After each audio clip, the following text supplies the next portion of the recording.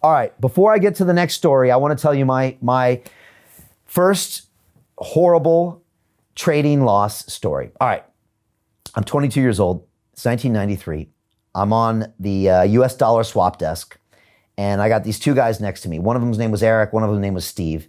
And I was pricing up options on a spreadsheet when all the sales forces are there, everyone's yelling. I'm trying to trade options on the mercantile exchange. I'm trying to hedge with treasuries. This guy, Eric, would always slam the phone into my hand when I'd screw up, and they would yell at me the whole time. I mean, it was a long day, is what I got to say. And so I came in one morning, the morning before the biggest number of the month. And a lot of you might know this, is that at 8:30 a.m. New York time, the US government releases numbers. These are figures that allow you to monitor the state of the US economy.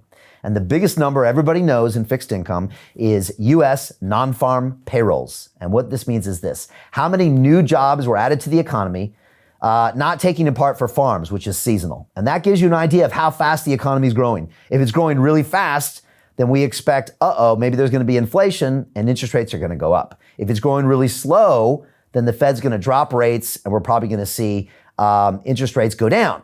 So that's how the bonds trade on the back of it. So here comes, Mr. Big Pants, Brian comes in, and I say, guys, I think the market's going to rally today. I know it's going to be really big. Let's put on some bond futures. I want to buy 100 bond futures. And they look at me and they're like, okay, Mr. Big Pants, do it.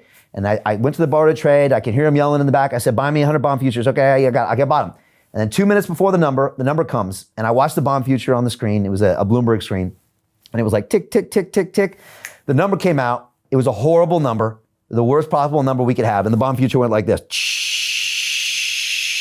where it drops in price. There's not even any trades. And this is the most liquid instrument in the world, the US bond future. That's probably the most liquid instrument. And it's dropping like a knife, right? It's down like a point, half a point, point and a half, which is a lot in terms of fixed income. It's like, down a lot.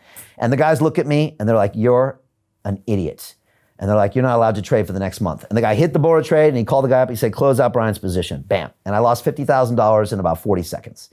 And I went home that night and I was just in a horrible, horrible state. And everyone laughed at me on the trading desk. I think I had to buy lunch for everybody on top of that. And this is what happened, all right? And so I just want to say, it happens to the best of us.